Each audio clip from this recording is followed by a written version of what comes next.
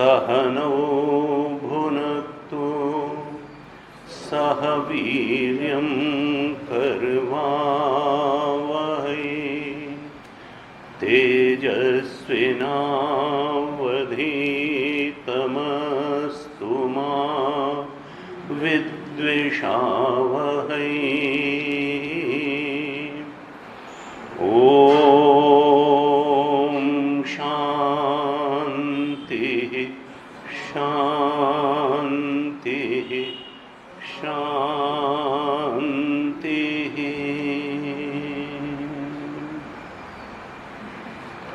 सदाशिवसमारम्भां शङ्कराचार्यमध्यमाम् अस्मदाचार्यपर्यन्तां वन्दे गुरुपरम्पराम्।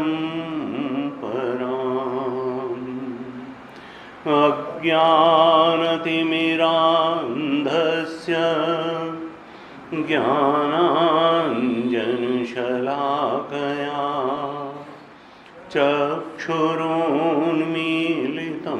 येन तस्मै श्रीगुरवे नमः। तस्मै श्रीगुरवे नमः। शांति मंत्र का पाठ। ओम भद्रं कर्णेभिः शृणुयाम देवाः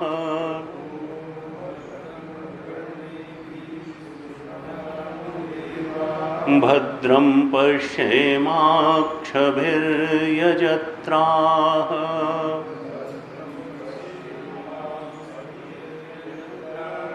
स्थिरैरङ्गैस्तुष्टुवागंसस्तनूभिः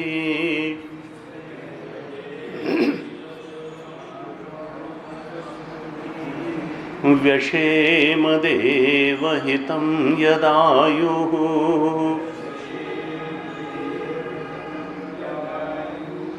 स्वस्ति न इन्द्रो वृद्धश्रवाः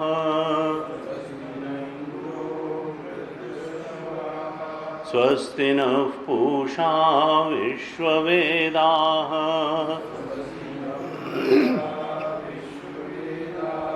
स्वस्ति नस्तार्क्ष्यो अरिष्टनेमिः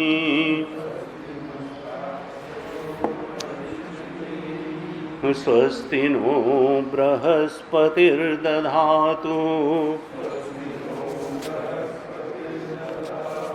ओम शांति शांति शांति।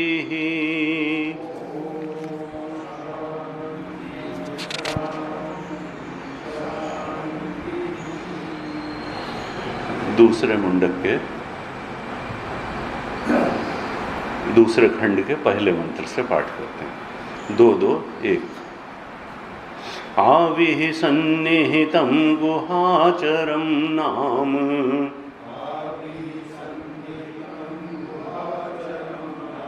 महत्पदम् अत्रैतत्समर्पितम् तेजत्प्राणन्निमिषच्च यदेतज्जानथ सद्वरेण्यम् परं विज्ञानात् वरिष्ठं प्रजानाम्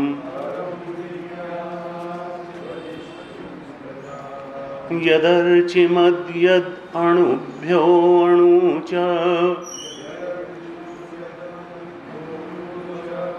यस्मिन् लोका निहिता लोकिनश्च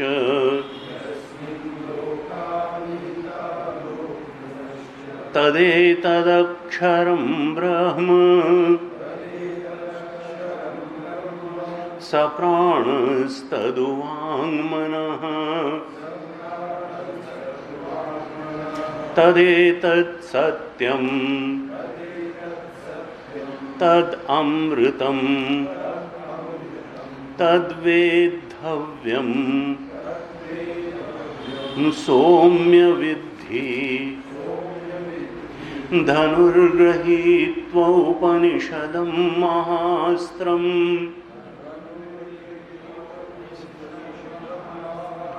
शरं ह्युपासानिशितं सन्धयेत्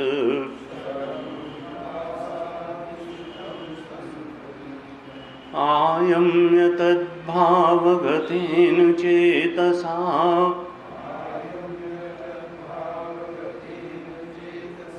लक्ष्यं तदेवाक्षरं सौम्य विद्धि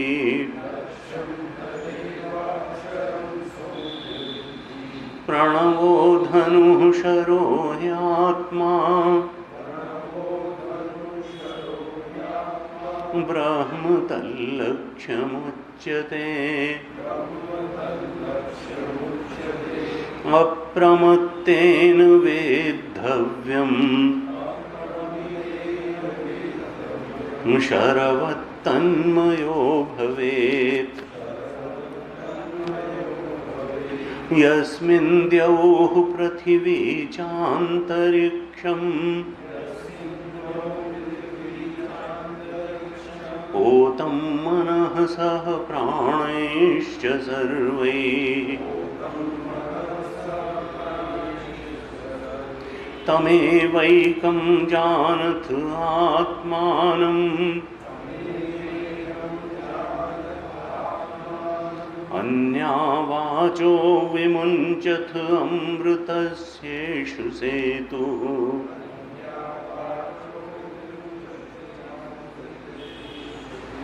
अराइव नथनाभौ संहता यत्र नाड्यः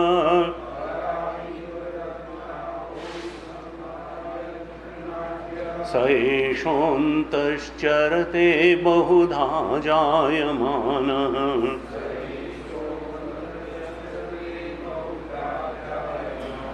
ओमित्येवं ध्यायथ आत्मानं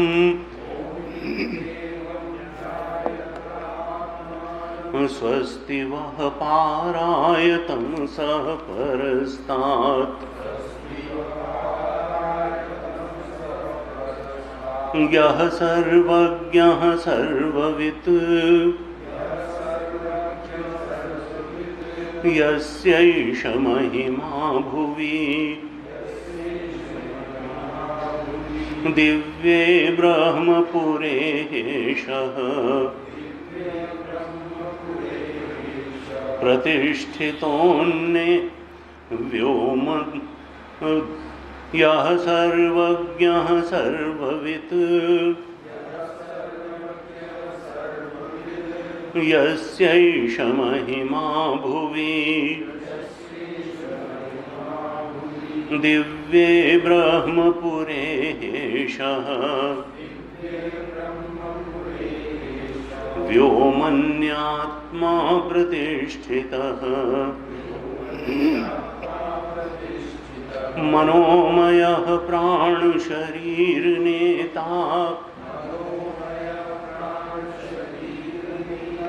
प्रतिष्ठितोऽन्ये हृदयं सन्निधाय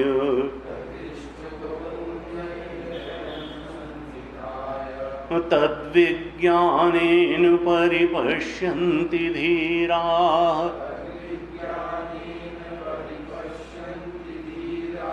आनन्दरूपं अमृतं यद्विभाति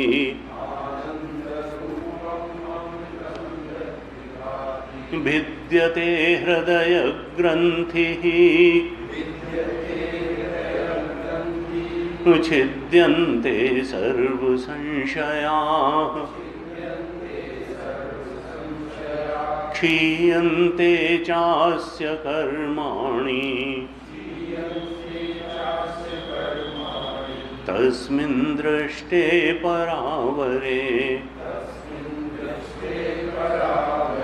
हिरण्मये परे कोशे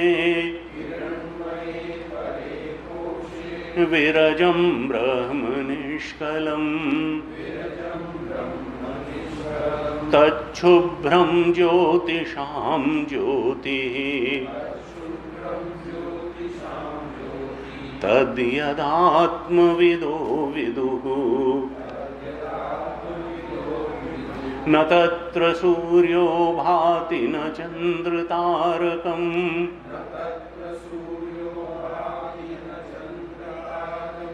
नेमा विद्युतो भान्ति कुतोऽयमग्निः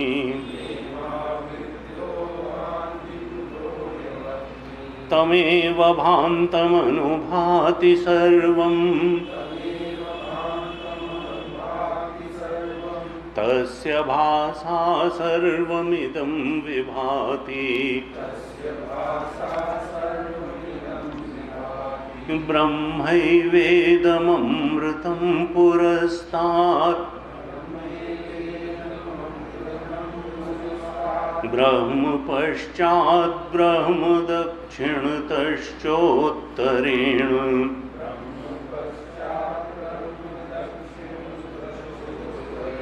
अधश्चोर्ध्वं च प्रसृतं ब्रह्म एवेदं विश्वमिदं वरिष्ठम्।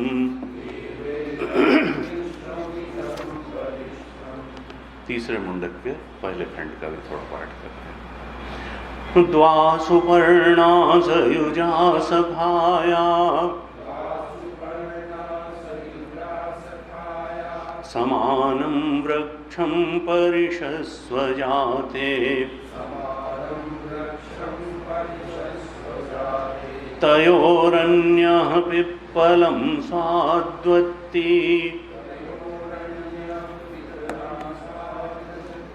अनश्नन् अन्योऽभिचाकशीति समाने वृक्षे पुरुषो निमग्नः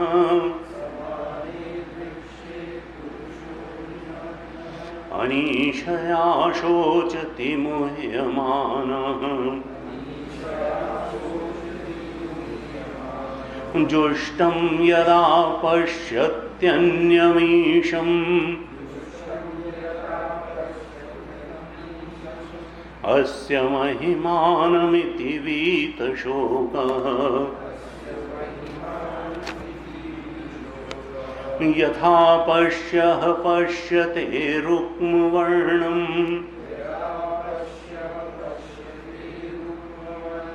कर्तारमीशं पुरुषं ब्रह्मयोनिम्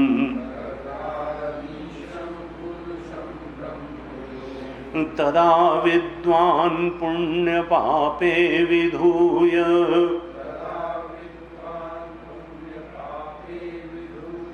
निरञ्जनः परमं साम्यमुपैति प्राणो ह्येष यः सर्वभूतैर्विभाति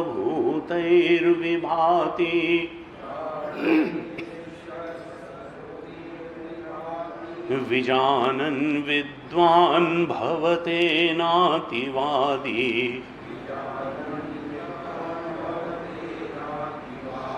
आत्मक्रीडात्मरतिः क्रियावान् एष ब्रह्मविदां वरिष्ठः सत्येन लभ्यः तपसा ह्येष आत्मा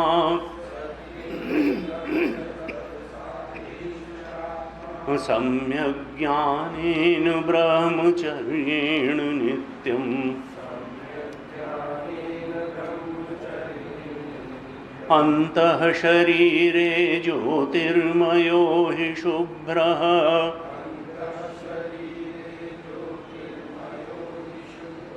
यं पश्यन्ति यतयः क्षीणदोषाः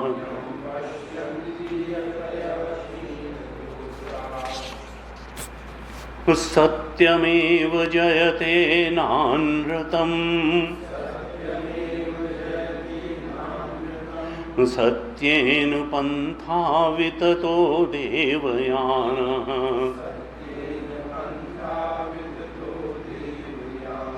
येनाक्रमन्त्य ऋषयो ह्यात्मकामाः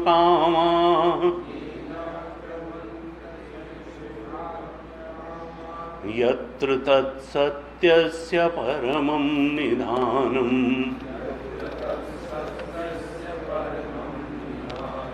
बृहच्च तद्दिव्यमचिन्त्य रूपम् सूक्ष्माच्च तत्सूक्ष्मतरं विभाति दूरात् सुदूरे तदिहान्तिके च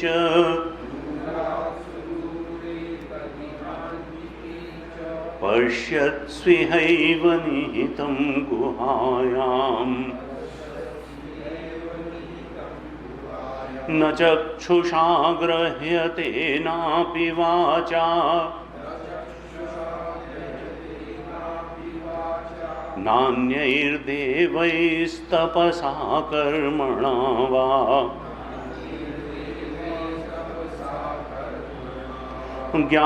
ज्ञानप्रसादेन विशुद्धसत्त्वः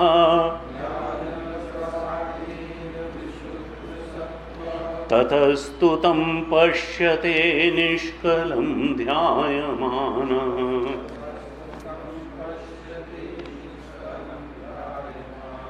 एषोऽणुरात्मा चेतसा वेदितव्यः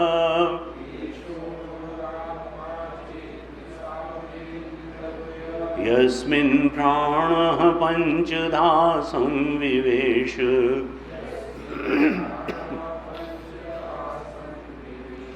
प्राणैश्चित्तं सर्वमोतं प्रजानाम्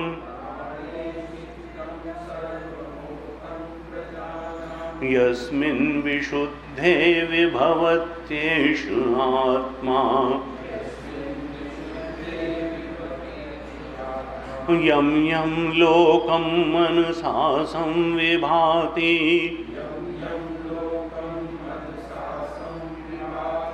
विशुद्धसत्त्वः कामयते यांश्च कामान्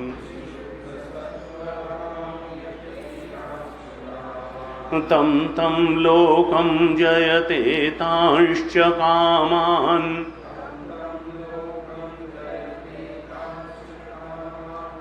तस्मादात्मज्ञं ह्यर्चयेद्भूतिकामः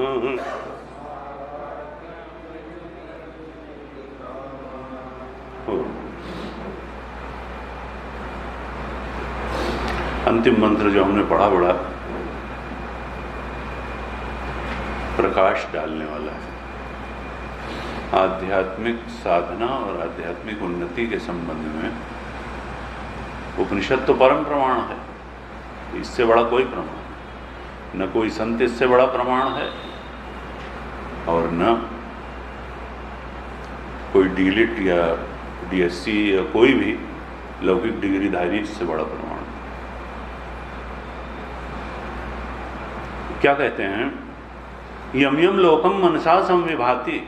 देखिए आध्यात्म का, कल ही परसों हमारे पास एक सज्जन है, बहुत बड़े अफसर, BSNL के टॉप बॉस से रिटायर हुए, शायद जानते होंगे आप लोग, श्रीवास्तव।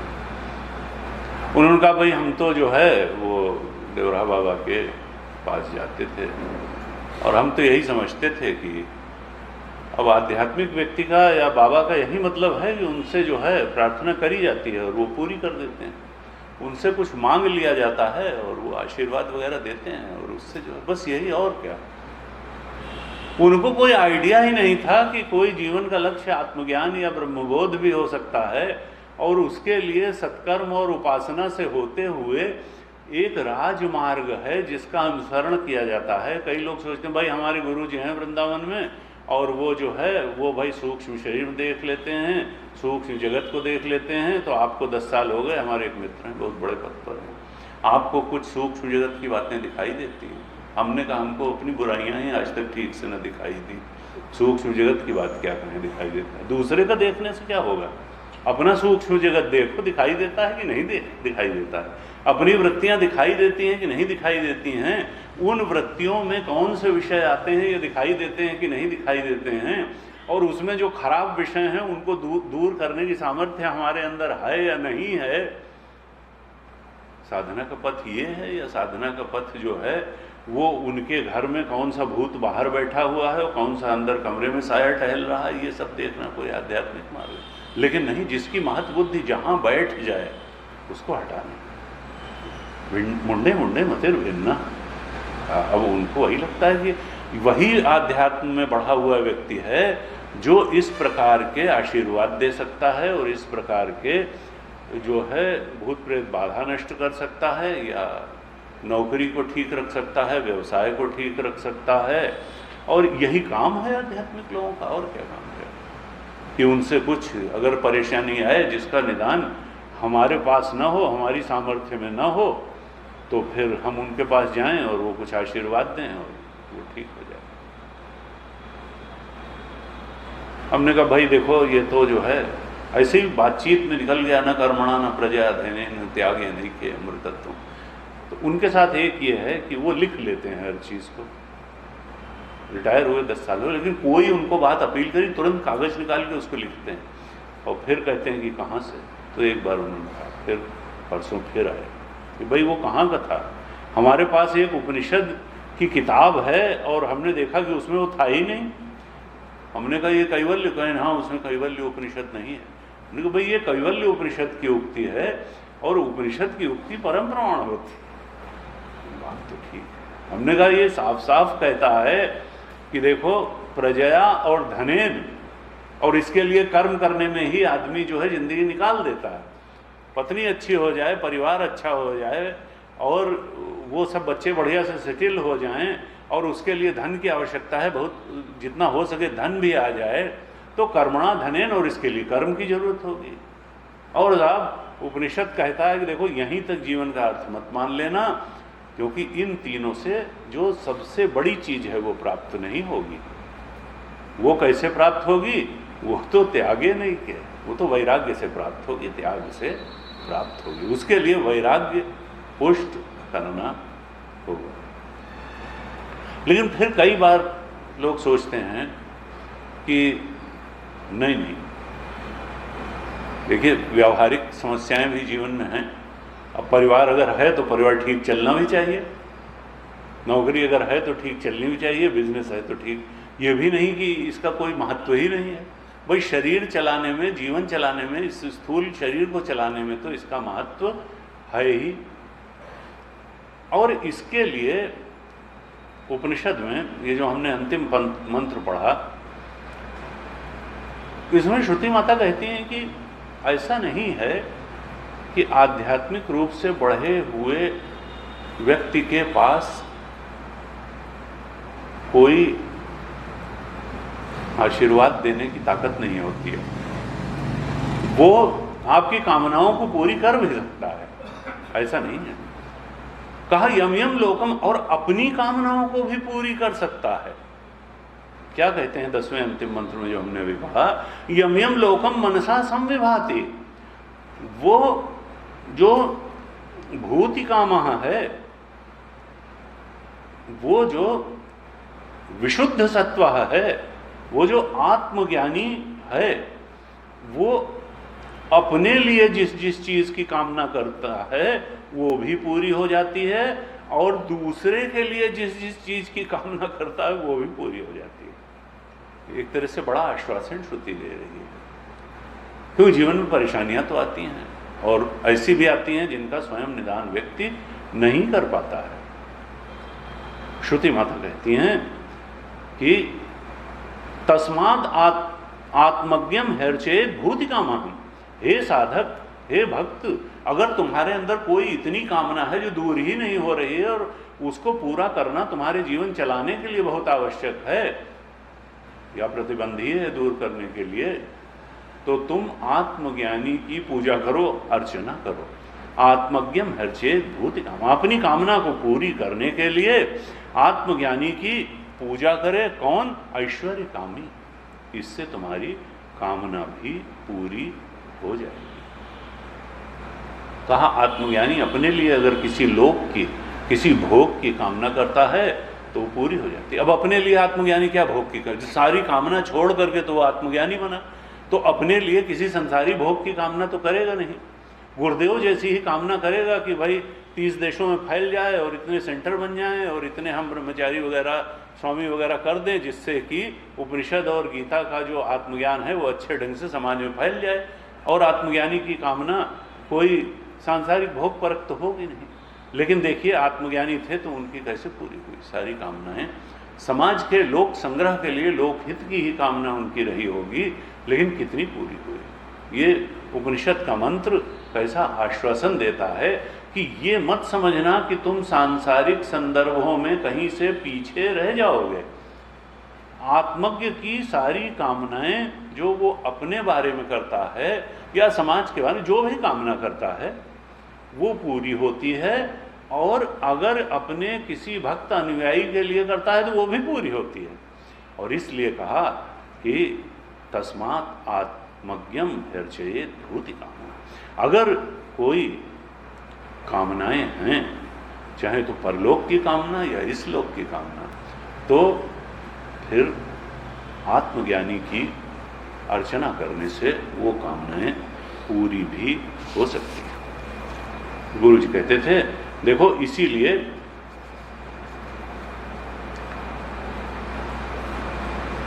गुरु की शरण में जाने पर सब चीजें ठीक होती चली जाती हैं। पहुंचा हुआ गुरु अगर है, सांसारिक संदर्भ में भी चीजें ठीक होती हैं, आध्यात्मिक संदर्भ में भी चीजें ठीक होती हैं। बशर्ते यह है कि हम पकड़े रहें, छोड़े नहीं, भाव हमारा बना रहे। तो आत्मज्ञान प्रदानेन तस्मै श्री गुरवे नमः। आत्मज्ञान तो वो प्रदान करते ही करते हैं, लेकिन वो भी प्रदान करने की क्षमता रखते हैं। मैं देखता था कई बार गुरु जी के पास फ़ोन आते थे, बहुत बड़े बड़े लोगों के फ़ोन आते, और वो रिसीव करते थे और मुझे लगता था कि वो रो रहे हैं उधर से, प्रैक्टिकली रो रहे हैं, हैं बहुत बड़े आदमी। तो गुरु जी कहते हाँ क्या हुआ, अरे ऐसे क्यों कर रहे हो, ऐसा करो तुम सिद्धवाड़ी आ जाओ, हमारे पास आ जाओ 1 हफ्ते के लिए, यहाँ आ जाओ। अब क्या वो जो है गुरु जी कोई फैमिली कोर्ट थे कि पति पत्नी का झगड़ा सुलझा देंगे, या किसी की माँ की तबीयत खराब है तो उसको ठीक कर देंगे, लेकिन कहीं ना कहीं ये रहता था कि यहाँ आएगा तो उसको कुछ आराम जरूर मिलेगा। और ऐसा लगता है कि चीज़ें घटित भी होती हैं, चीज़ें घटित। तो कहा ये जो है ऐसे इसमें प्रसंग आया, समय पर तो हम इस श्लोक पर चर्चा करेंगे ही। कल हमने दूसरे मुंडक के पहले मंत्र पर चर्चा की थी, आज दूसरा मंत्र देखते हैं।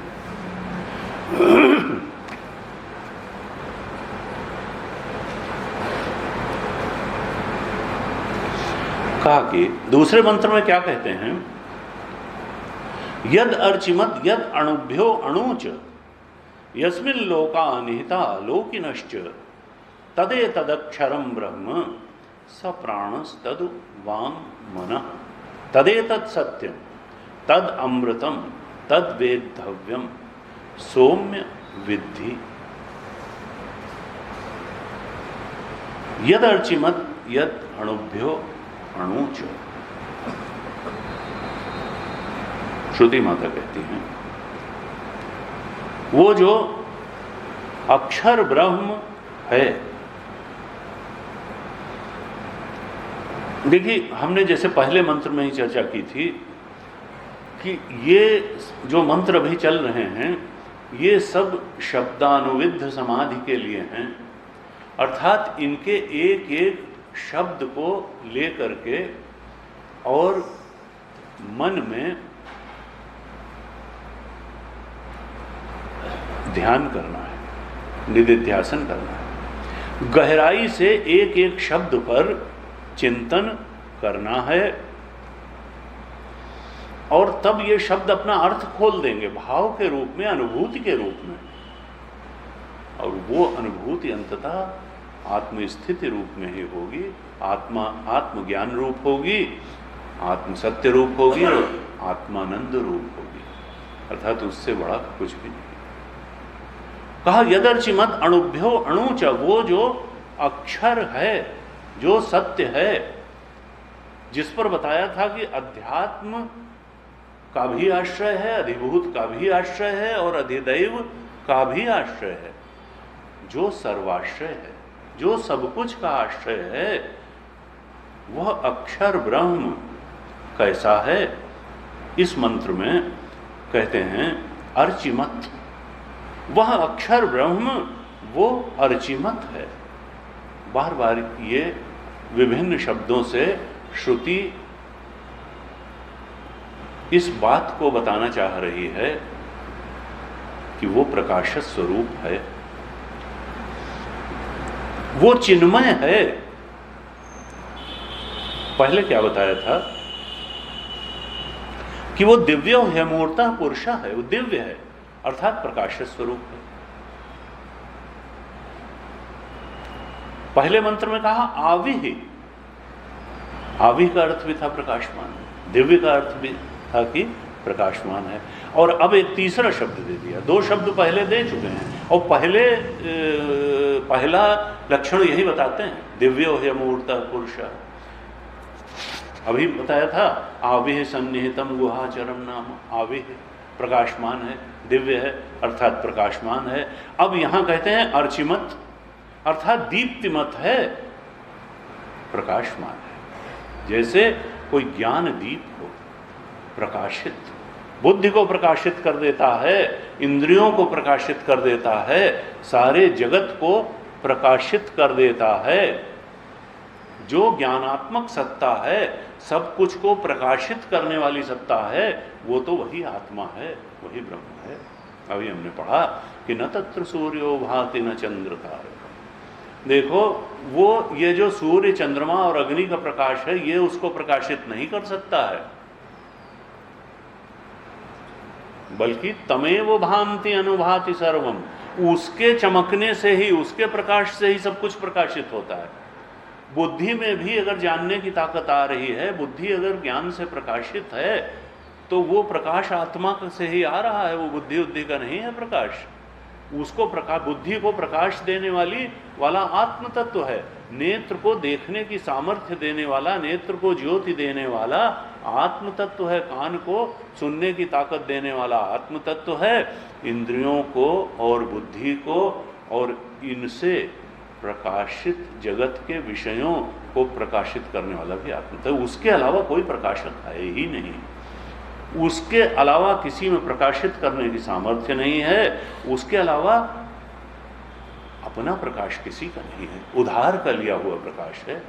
ये नेत्र की ज्योति उससे उधार किया, ये मन में जो ज्ञान प्राप्त करने की सामर्थ्य है बुद्धि में, ये उससे ली हुई सामर्थ्य है, उसकी अपनी, वो स्वयं ज्योतित है, वो स्वयं प्रकाश है, वो ज्ञान स्वरूप है, और इन सब का प्रकाश और ज्ञान उससे लिया हुआ है, इनकी अपनी धरोहर ये नहीं है। वो अर्चिमत है, वो दीप्तिमत है।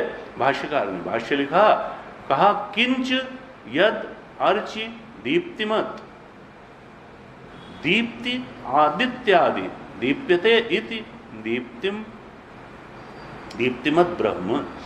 ये जो आदित्य आदि, सूर्य आदि को भी जो प्रकाश मिलता है, वो इन्हीं आत्मदेव से मिलता है।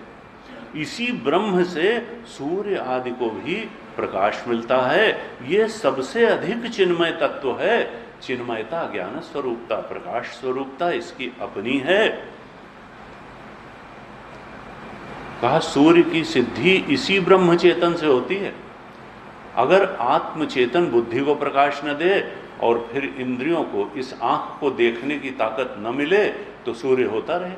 सूर्य की सिद्धि कैसे होगी? जानने से ही तो होती है। कहा यदर्चिमत। तो श्रुति क्या कहती है? श्रुति कहती है, आदेश देती है। देखिए, आदेशात्मक स्वर गुरु के या श्रुति के बहुत कम होते हैं कि तुम ऐसा करो। यहां श्रुति एकदम आदेश दे रही है। ये दूसरे मंत्र के सबसे अंतिम शब्दों में क्या कहा? तद वेद्धव्यम, सौम्य विद्धि। हे सौम्य, हे शिष्य, हे भक्त, हे साधक, हे शौनक, विद्धि, तुम इसको जानो। साफ साफ कहती विद्धि, कोई दाएं बाएं नहीं, कहा तुम इसको जानो क्योंकि ये जानने लायक है। सौम्य विद्धि, सौम्य शौनक, तुम जो पूछने आए हो कि किसको जानने से सब कुछ जान लिया जाता है, यही है वो अक्षर ब्रह्म। और तुम इसको जाने बिना रहना मत। विद्धि, इसको जानो। और कैसे जानोगे? कहा तद वेद्धव्यम, उसका वेधन करो। मानो वो कोई लक्ष्य है और लक्ष्य का जैसे वेध किया जाता है, ऐसे उस लक्ष्य का वेधन करो। भाष्यकार ने भाष्य लिखा, कहा कैसे वेधन किया जाएगा इस लक्ष्य का? उस अक्षर ब्रह्म रूपी लक्ष्य का कैसे वेधन किया जाएगा? तो भाष्य में लिखा, वेद्धव्यम का मतलब मनसा ताड़यितव्यम, मन से उसको जानो, मन से उस पर चोट करो, मन से उसको छुओ, उस लक्ष्य को। वो तो तुम्हारा ही अंतरात्मा है। मनसा ताड़यितव्यम, अपने मन से उस चेतन पर जो तुम्हारा ही स्वरूप है, आत्मा है, उस पर चोट करो, उसको छुओ, उस पर चोट मारो, इस तरह से उसको जानो। फिर कहते हैं तस्मिन् मनः समाधानम कर्तव्यम इति अर्थः। इसका मतलब क्या है कि तुम अपने मन को सत्य का आकार लेने दो। तस्मिन् मनः समाधानम कर्तव्यम इति अर्थः। ये वेद्धव्य का अर्थ क्या है कि देखो, मन जो है संसार के विषयों का आकार लेना तो जानता है, और जिस विषय का आकार ले लेता है उसको जान लेता है। अब यहां क्या कहते हैं, वेधन कैसे होगा? जब मन उस आत्मा का आकार लेने के लिए बार बार प्रयास करेगा। तस्मिन् मनः, उसमें मन को का समाधान कर दो, लगा दो मन को। चित्त की एकाग्रता उस आत्मचिंतन में तुम प्राप्त करो। सब ध्यान के मंत्र हैं, और छठे अध्याय में गीता जी में भी ध्यान के ही बारे में बताया। देखिए, तुम पदार्थ का शोधन अंत में ध्यान में जाकर के समाप्त होता है। कहा देखो, ये जो चेतन सत्ता है, ये कभी पर रूप में अनुभव में नहीं आती। दूसरे के तो मूवमेंट से हम अंदाजा लगाते हैं कि ये चेतन है। चेतन हमेशा आत्मसत्ता अपने अंदर ही अनुभव में आता है। दृश्य के रूप में तो जो अनुभव में आता है वो जड़ ही अनुभव में आता है। दृश्यत्वात् जड़म। जो चेतन सत्ता है वो अपने अंदर ही अनुभव, स्वरूप से ही हमेशा अनुभव में आती है। गीता जी में कहा 10वें श्लोक में कि देखो, ये मन ही तो साधन है। कैसे वेधन होगा? भाष्यकार ने यहां भाष्य में लिखा, मनः समाधानम कर्तव्यम। किसमें? तस्मिन्, उस आत्मदेव में, उस अक्षर ब्रह्म में मन का समाधान करना, यही तो उसके वेधन का उपाय है। गीता जी में कहा, योगी युंजीत सततम आत्मानम रहस्य स्थितः। योगी जो है वो सतत आत्मा में ही मन को लगाए हुए रहता है। एकाकी यत चित्तात्मा निराशी अपरिग्रह। एकाकी, ध्यान बाजार में बैठ के नहीं होता है, चौराहे खड़े होकर नहीं होता है, एकांत में। और यत चित्तात्मा, अगर चित्त 1000 तरफ बिखरा हुआ है तो फिर आत्मा में कैसे लगेगा? चित्त जो है यत चित्त आत्मा, चित्त थोड़ा संवरा हुआ होना चाहिए, सात्विक होना चाहिए, अनेकाग्रता नहीं होनी चाहिए चित्त में, अनेक विषयों से विक्षेप। इसीलिए हमारे यहाँ शास्त्र में बार बार कहा कि देखो, शुद्ध बुद्धि, शुद्ध मन, शुद्ध चित्त का लक्षण क्या है कि उसमें रजोगुण और तमोगुण कम होगा। अगर तमोगुण और रजोगुण प्रभावी होगा तो फिर ध्यान न हो पाएगा, एकाग्र आत्मा में एकाग्र न हो पाएगा। क्यों? क्योंकि तमोगुण जो है सत्य पर आवरण डाल देता है और रजोगुण बहुत तरीके से विक्षेप पैदा करता है चित्त में, मन में, बुद्धि में। तो रजोगुण का काम है विक्षेप पैदा करना, कभी ये कामना, कभी वो कामना, कभी ये करो, कभी वो करो।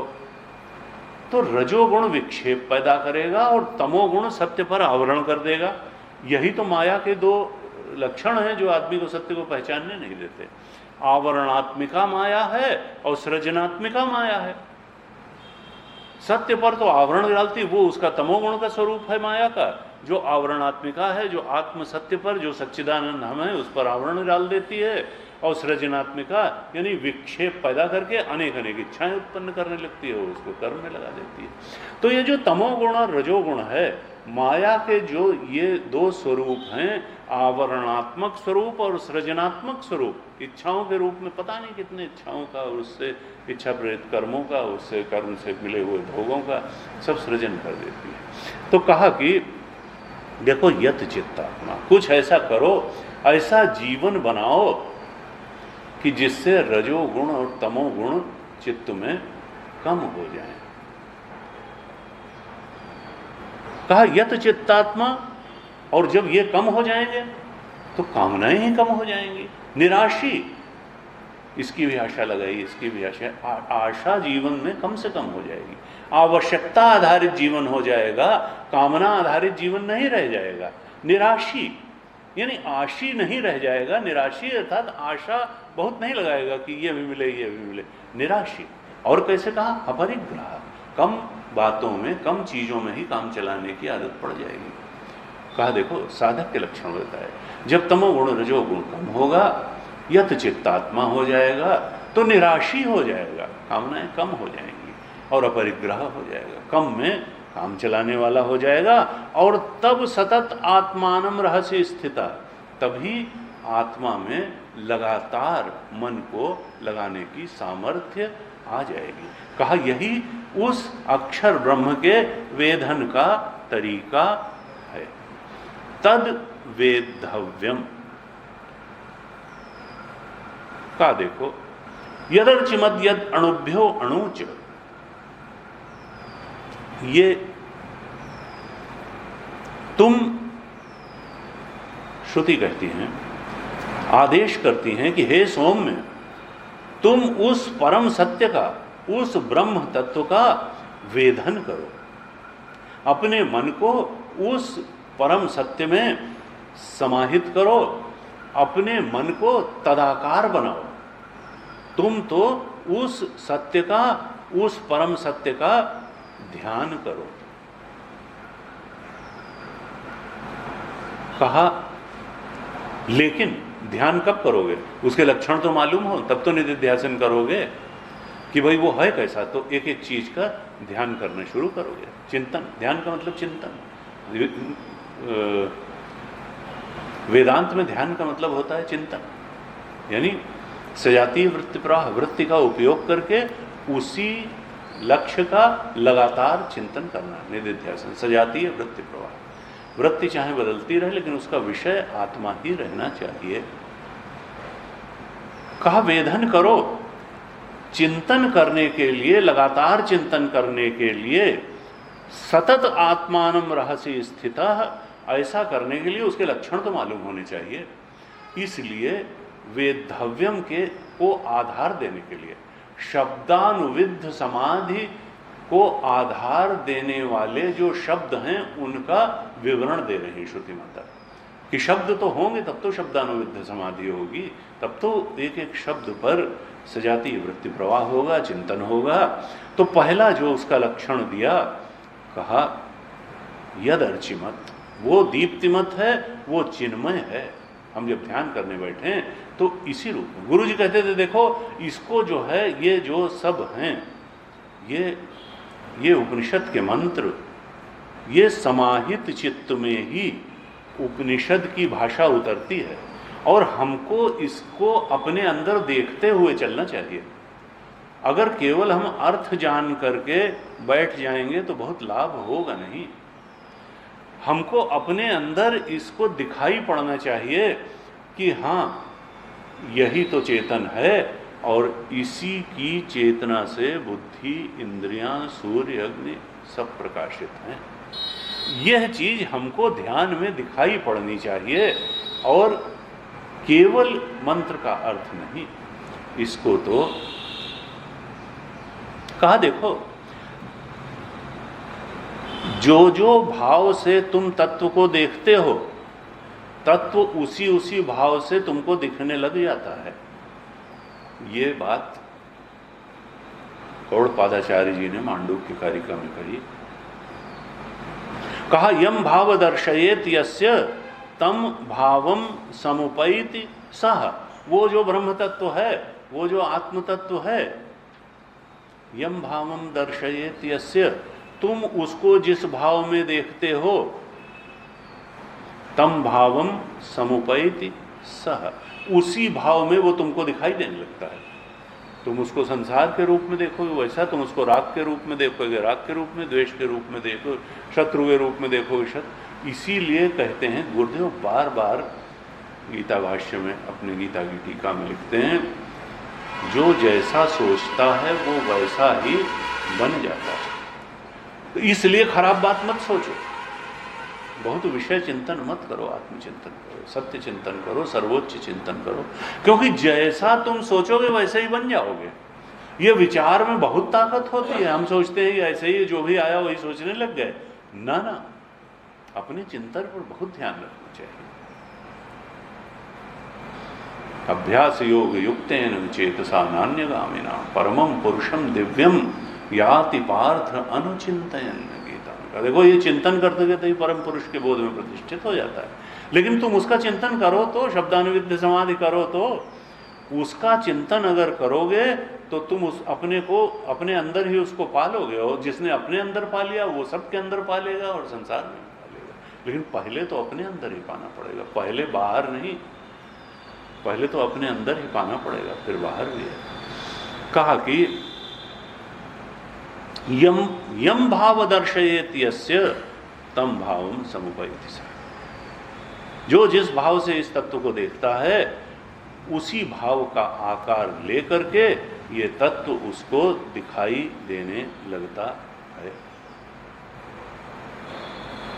गुरु कहते थे कि देखो जब तुम ध्यान करने बैठोगे, शब्दानुविद्ध इन शब्दों का आधार लेकर के लगातार चिंतन करोगे, तो ध्यान जो है भटकेगा। शुरुआती साधक का ध्यान बहुत भटकता है, और ध्यान भटकना का मतलब मन भटकना। मन और, वो कहते थे मन और ध्यान में कोई बहुत अंतर नहीं है। ध्यान भटकना और मन भटकना करीब करीब एक ही बात है। और ये जो है साधना यही है कि मन और ध्यान न भटकने पाए। और इसके लिए गीता जी के ध्यान योग में ही 6ठे अध्याय में भगवान ने कहा कि अभ्यासेन तो कौन्तेय वैराग्येण च गृह्यते। दो ही बातें, इसको पकड़ने की अभ्यास और वैराग्य। अभ्यास और वैराग्य से अर्जुन इस मन को पकड़ा जा सकता है और ध्यान की गहराइयों में स्थित हुआ जा सकता है। कहा कि ये सब कुछ का प्रकाशक है और ये वृत्तियों का भी प्रकाशक है।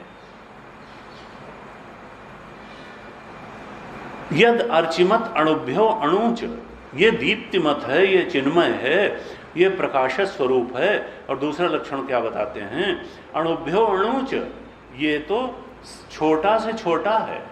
अणुभ्यो अणु छोटे से भी छोटा है, सूक्ष्म से भी सूक्ष्म है। और च, भाष्यकार ने भाष्य लिखा, कहा च का मतलब है कि श्रुति बताना चाहती है कि वो स्थूल से भी स्थूल है।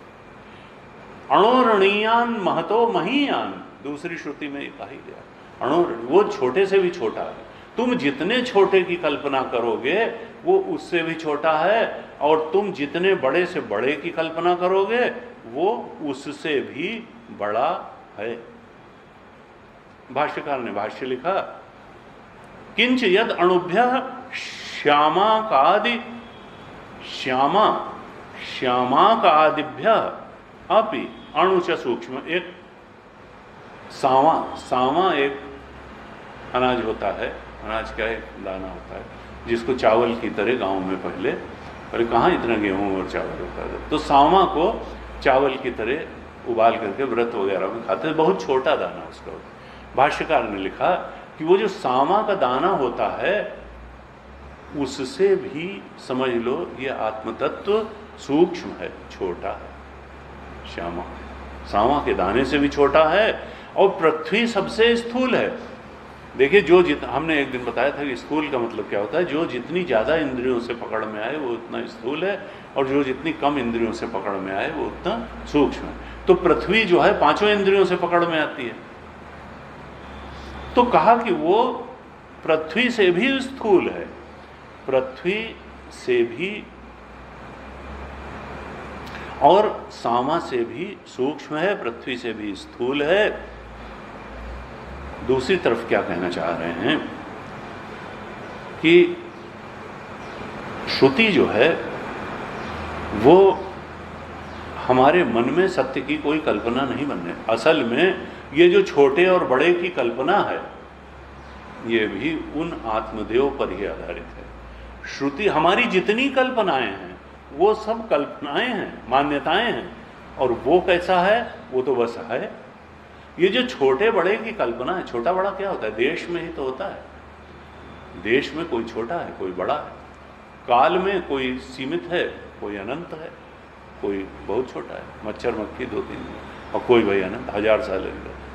कहा ये जो देश की कल्पना है, असल में छोटा बड़ा तो देश की कल्पना है, लंबा दीर्घ काल, और ये जो काल की कल्पना है, ये जो देश की कल्पना है, और ये जो वस्तु की कल्पना है, श्रुति माता क्या बताना चाहती हैं कि इन कल्पनाओं से तुम उसको मत नापो, वो तो इन सब कल्पनाओं का अधिष्ठान है। ये सब कल्पनाएं तो उसी के कारण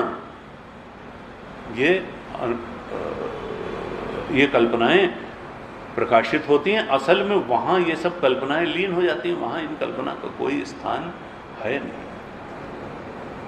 गुरु जी कहते थे कि भाई देखो, हमारी आदत पड़ी है कि हम जब कहते हैं कि वो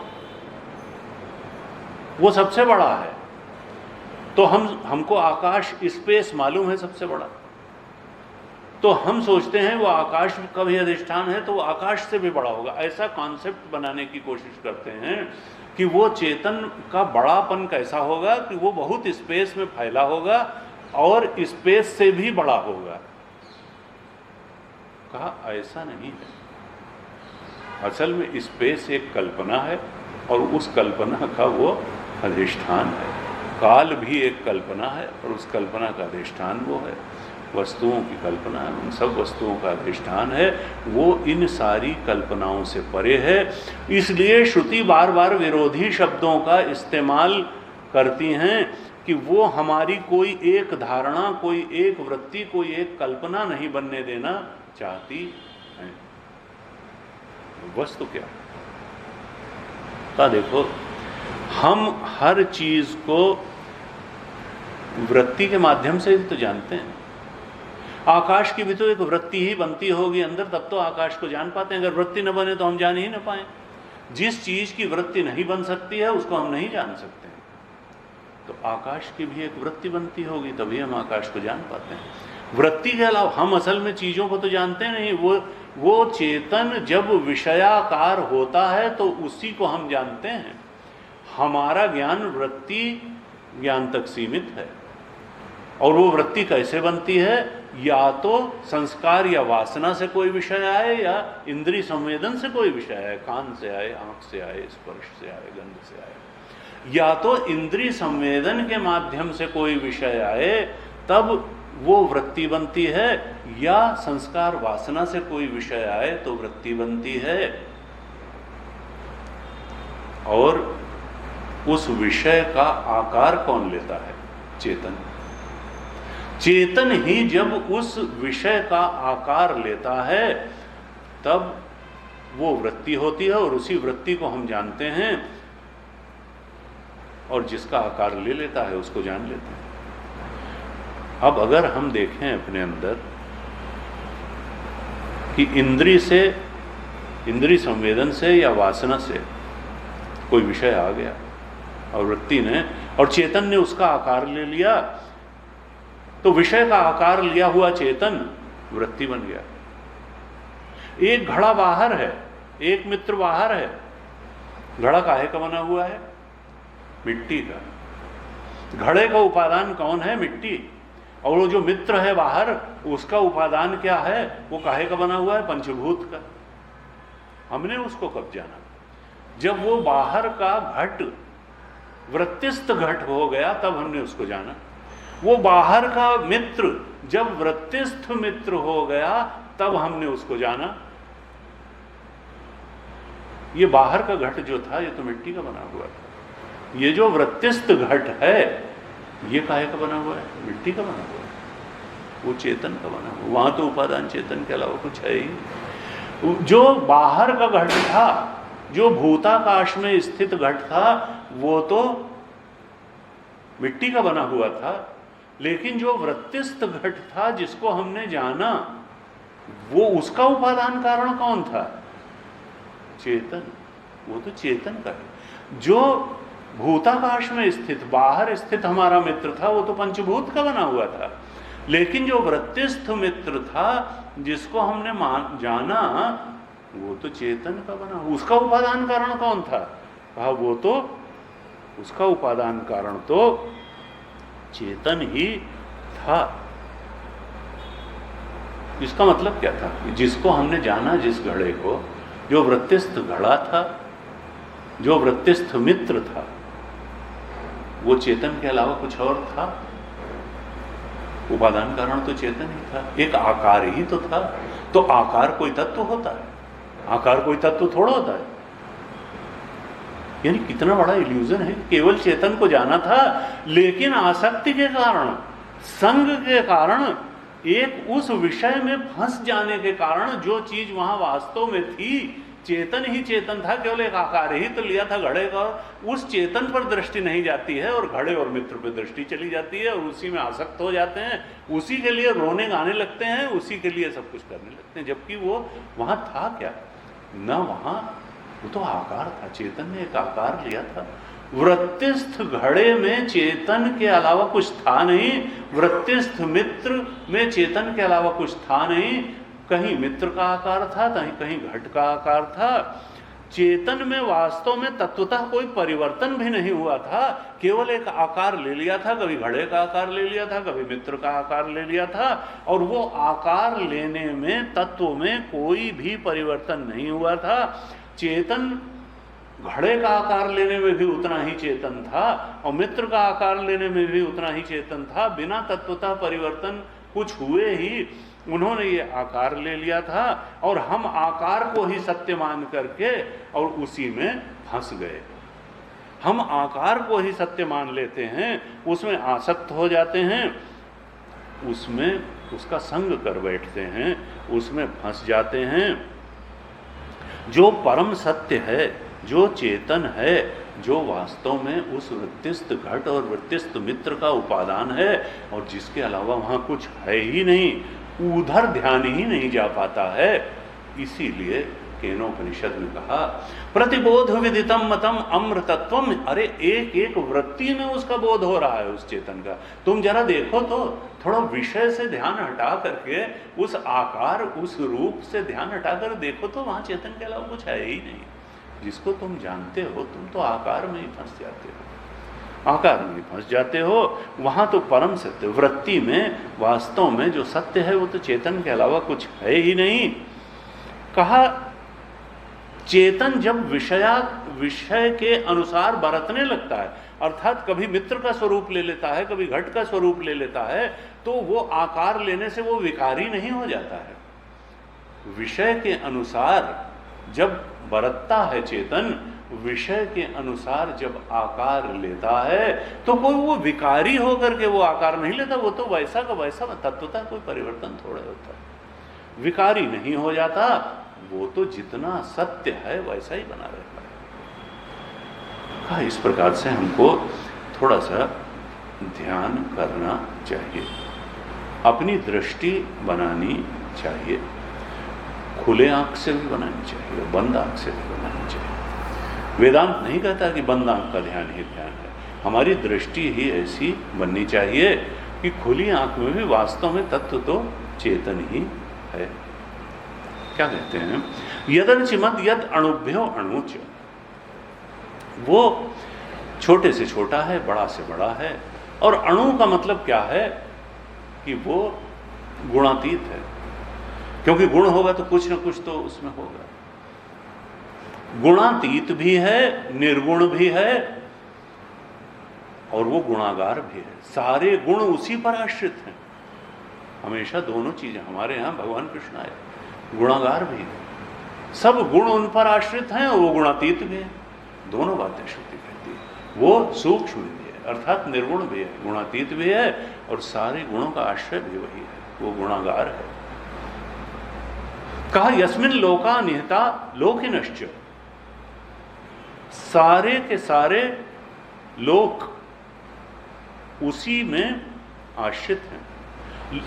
लोकाह निहिताः, उसी में निहित हैं, उसी में रह रहे हैं। ये चाहे भूलोक हो, चाहे स्वर्गलोक हो, चाहे पितृलोक हो, चाहे ब्रह्मलोक हो, जितने भी लोक हैं वो कहाँ रह रहे हैं, वो इन्हीं अक्षर ब्रह्म में रह रहे हैं। वो सारे लोकों का आश्रय है। और यही नहीं, लोकिनश्च, उन लोक में रहने वाले जो लोग हैं, चाहे मनुष्य हैं, पशु हैं, पक्षी हैं, देवता हैं, गंधर्व हैं, ये सारे के सारे निवासी उसी चेतन सत्ता में रह रहे हैं। सारे लोक और उन लोकों में रहने वाले जो उनके निवासी हैं, सबका आश्रय यही चेतन सत्ता है, यही चेतन तत्व। कहते हैं तद एतद अक्षरम ब्रह्म, वही यह अक्षर ब्रह्म है, यही सर्वाश्रय सत्ता है, सबका अधिष्ठान आश्रय यही है। देखिए बाहर की चीजें बता दी, अब क्या कहते हैं, पहले भी ये देखिए कितने तरह से श्रुति माता ये बताना चाह रही हैं, इसलिए कि साधक को इसका किसी न किसी प्रकार से तो बोध हो जाए, इसलिए बार बार कहा स प्राणस तद्वाङ्मनः, ये जो अक्षर तत्व है, ये जो आत्मदेव हैं, ब्रह्म हैं, ये जो प्राण है, पंच प्राण हैं या 5 उप प्राण हैं, ये जो हमारी वाणी है, सबकी वाणी है, और जो मन है, सबके मन हैं, ये भी उसी ब्रह्म पर आश्रित हैं।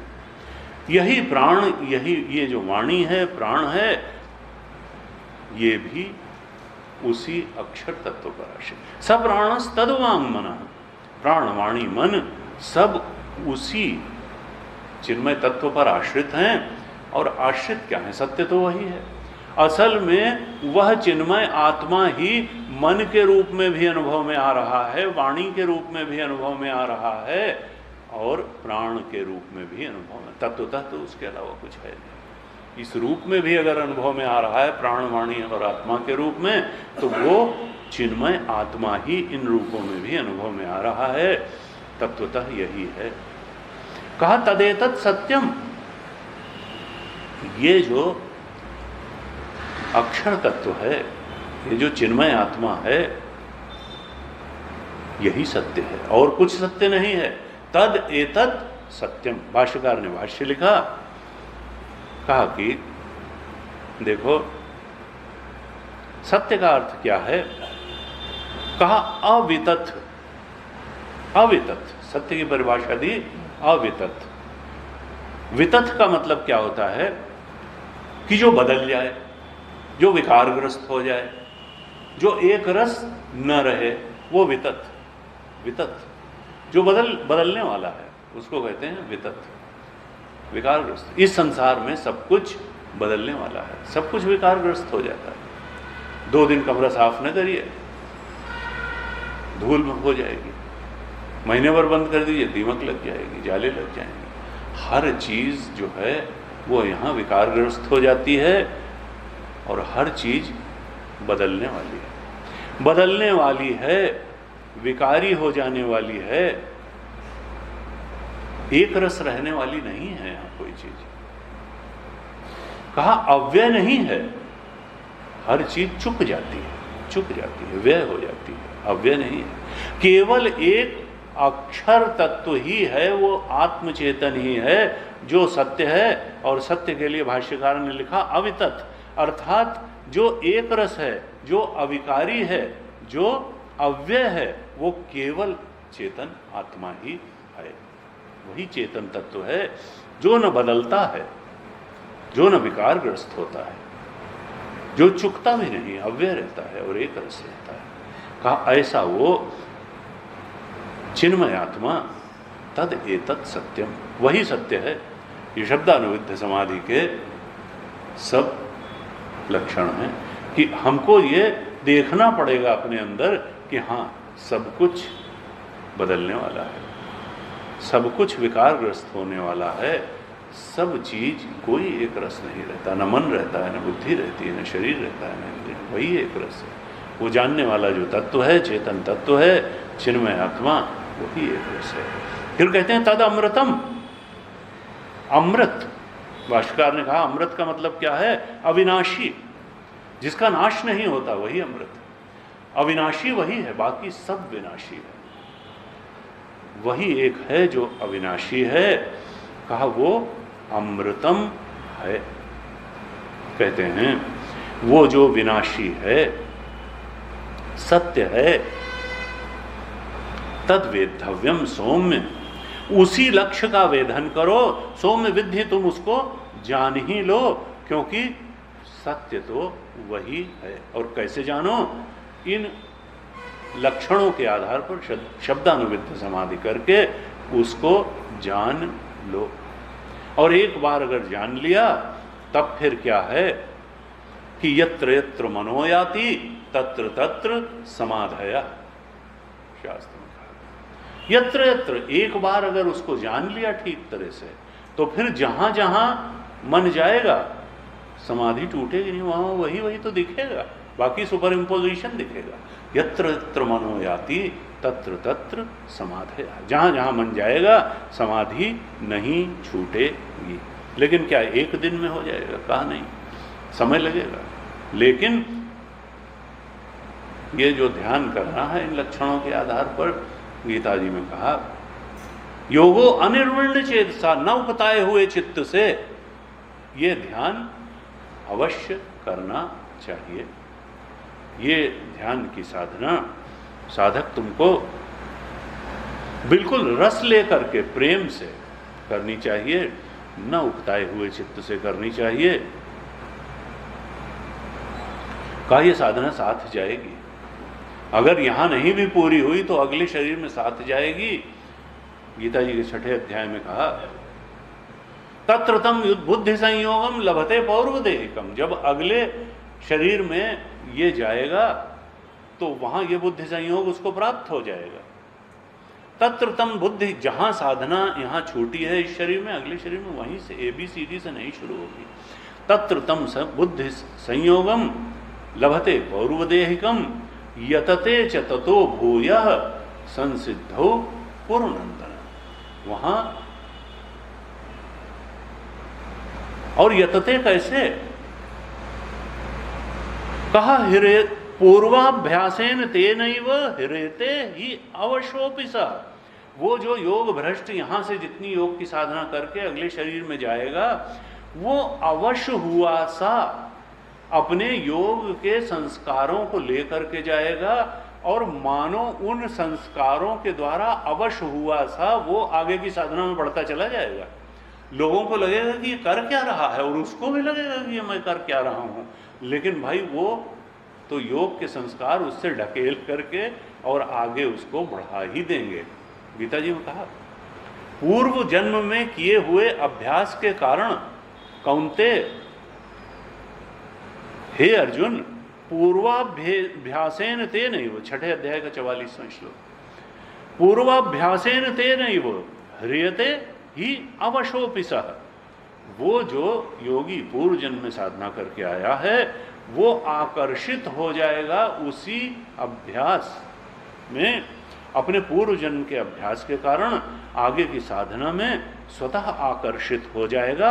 अवशोऽपि सः, अवश्य हुआ सर, उसको लगेगा कि भाई यही तो करना है और करना क्या है। जिज्ञासुरपि योगस्य शब्द ब्रह्माति वर्तते, वो जो जिज्ञासा से भरा हुआ है, आत्म ज्ञान की जिज्ञासा से भरा हुआ योगी होगा, कहा कि शब्द ब्रह्माति वर्तते। गुरुदेव ने कहा कि शब्द ब्रह्म, शंकराचार्य जी ने जब इस मंत्र, इस श्लोक पे भाष्य लिखा था तो शब्द ब्रह्म का अर्थ उन्होंने किया कर्मकांड। कर्मकांड व्यक्ति क्यों करता है? फल की प्राप्ति के लिए। और फल क्यों प्राप्त करना चाहता है? क्योंकि फल की कामना होती। शब्द ब्रह्मादि वर्तते, वो प्रारंभ से ही तमाम कर्मकांडों से प्राप्त होने वाले फल की कामनाओं से मुक्त होता है, अर्थात बहुत सारी कामनाओं से तो वो पैदाइशी मुक्त होता है। शब्द ब्रह्मादि वर्तते, कामनाओं में, सांसारिक कामनाओं में उसका बहुत ध्यान नहीं होता, बहुत इच्छाएं उसको नहीं सताती हैं, वो फल की कामनाओं से, बहुत सारी कामनाओं से मुक्त रहता है। किस कारण से? जिज्ञासा के बल से, तत्व की जिज्ञासा के बल से कामनाओं से मुक्त रहता है और फिर वो बढ़ता चला जाता है और अनेक जन्म संसिद्धा ततो याति परम गति। इस तरह से कई जन्मों की साधना के बाद वो परम गति को प्राप्त कर लेता है। गीता जी में बताया। इसलिए शास्त्र क्या कहते हैं कि देखो, साधना की कोई उम्र नहीं होती, क्योंकि साधना एक जीवन की बात ही नहीं। कई गुरु जी कहते थे भाई कई जीवनों में किए हुए कुछ कुछ संस्कार होंगे तब तो यहाँ आए, नहीं तो उपनिषद के ज्ञान को सुनना इतना आसान नहीं है, सुन ही नहीं सकता है व्यक्ति। बुद्धि में बहुत सूक्ष्मता चाहिए, बिना सूक्ष्म बुद्धि के उपनिषद की सूक्ष्म बातों का श्रवण संभव नहीं है। तो दर्जे दर्जे करते हुए ये होता चला जाता है। अगले मंत्र का थोड़ा अर्थ देख लो।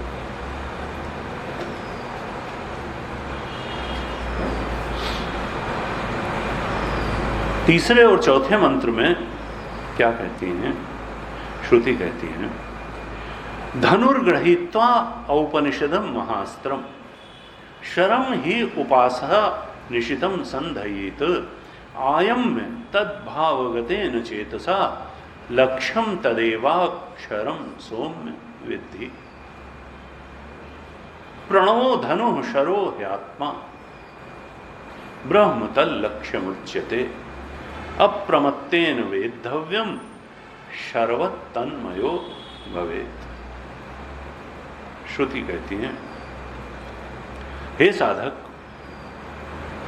धनुर्गृहीत्वा औपनिषदम महास्त्रम, तुम अब क्या करो? तुमको क्या करना है? लक्ष्य वेद करना है। दूसरे मंत्र में क्या बताया था कि तद वेद्धव्यम, सौम्य तद विद्धि, सौम्य उसको जानो और उसके लिए लक्ष्य का वेधन करो, वेद्धव्यम। अब यहां लक्ष्य का वेध कैसे करना है? धनुष और बाण के रूपक से उसको बता रहे हैं कि देखो, एक धनुष उठाओ तुम, उस पर बाण चढ़ाओ, और बाण कैसा हो? बाण अगर उसकी धार तीखी नहीं होगी तो लक्ष्य में घुस पाएगा, टकरा के गिर जाएगा। तो बाण जो है वो बिल्कुल तीखा होना चाहिए, पैनी धार वाला बाण होना चाहिए, और उस बाण को तुम धनुष पर चढ़ाओ, और अगर तुमने जरा सा खींच कर तो वहीं गिर जाएगा, वो जाएगा लक्ष्य तक, लक्ष्य तो दूर। तो उसको कान तक खींचो, धनुष पर बाण को चढ़ाओ और उसको जोर से खींचो, कान तक खींचो और बिल्कुल लक्ष्य को देख करके और उस बाण को छोड़ दो। इस तरह से छोड़ो कि जा करके वो लक्ष्य में धंस जाए, लक्ष्य में एक मेघ हो जाए।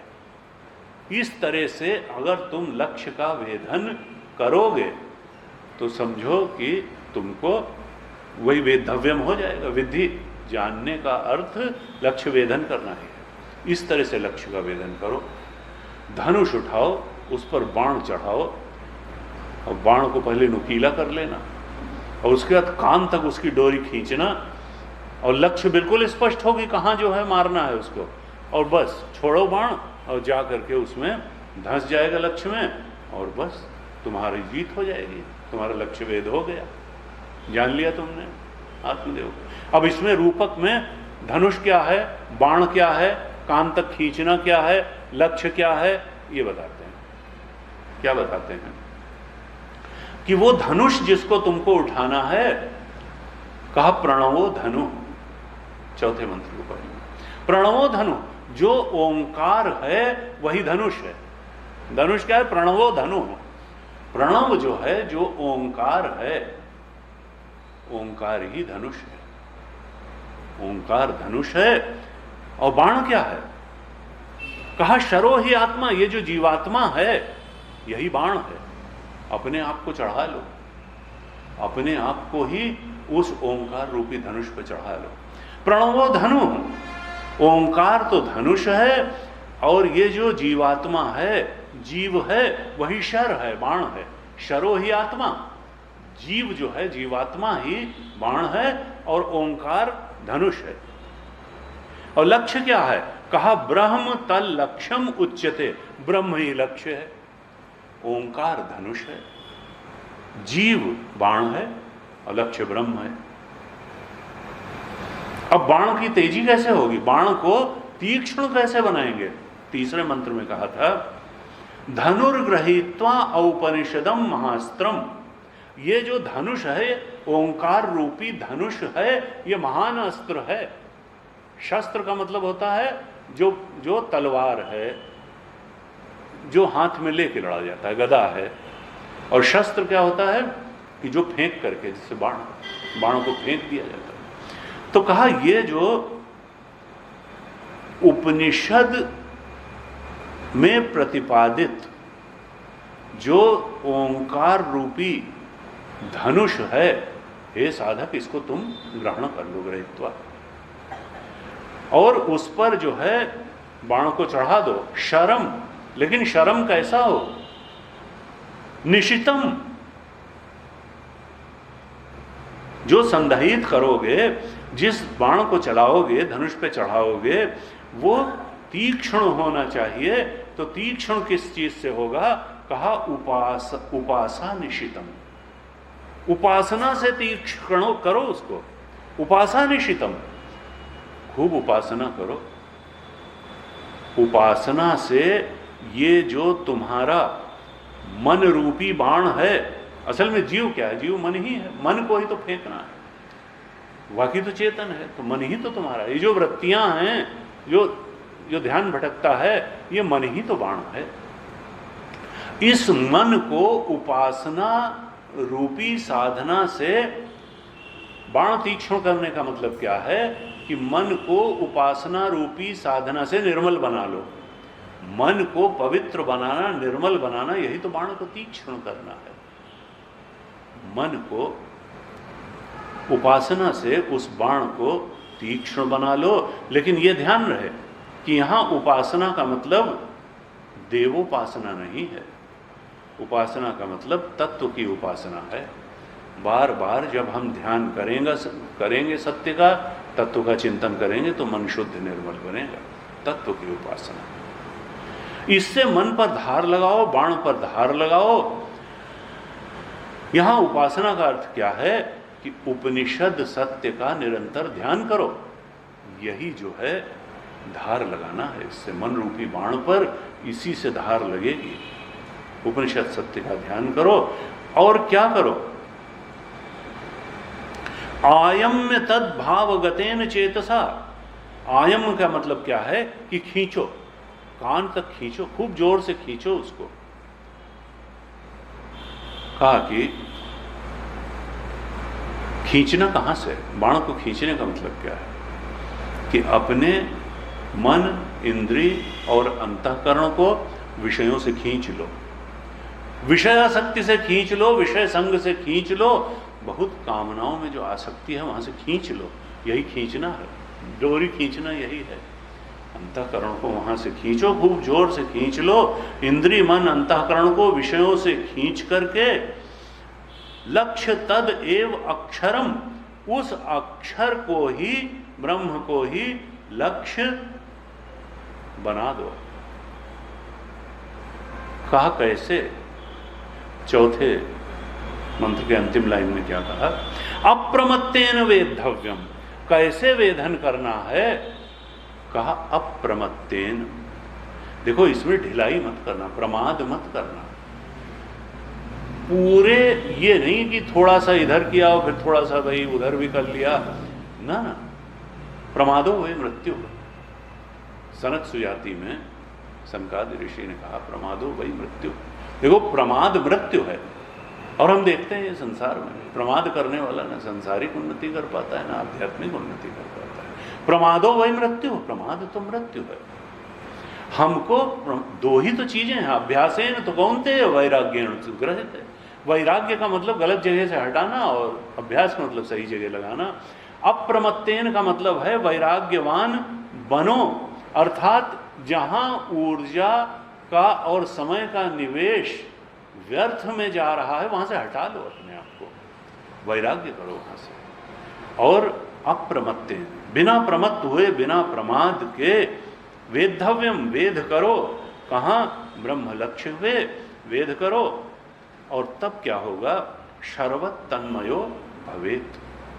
जैसे बाण जाकर के अपने लक्ष्य में एक मेक हो जाता है, उससे दूर नहीं हो जाता है, तन्मय हो जाता है, तत्वमय हो जाता है, लक्ष्यमय हो जाता है।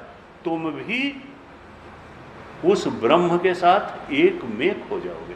उस आत्मचेतन मन का कोई अलग स्थान नहीं रह जाएगा, एक मेक हो जाएगा। ये मन आत्मरूप होकर के हो जाएगा। ध्याता और ध्येय का भेद ही खत्म हो जाएगा। शर्वत तन्मयो भवेत। ये मन रूपी बाण जब जाकर के ठीक तरह से उस आत्म चैतन्य में लग जाएगा, वेधन हो जाएगा, तो मन कहीं रह ही नहीं जाएगा। वो तो एक आभास मात्र रहेगा काम करने के लिए, असल में तो आत्मदेव ही प्रकट हो जाएंगे। कहा शर्वत तन्मयो भवेत। ध्याता जो है ध्येय रूप ही हो जाएगा।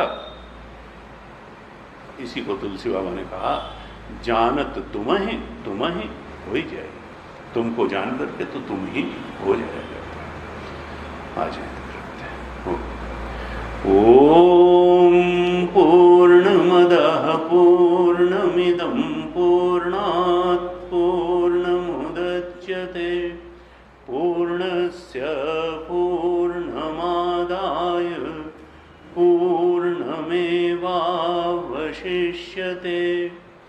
ओम शांति शांति शांति।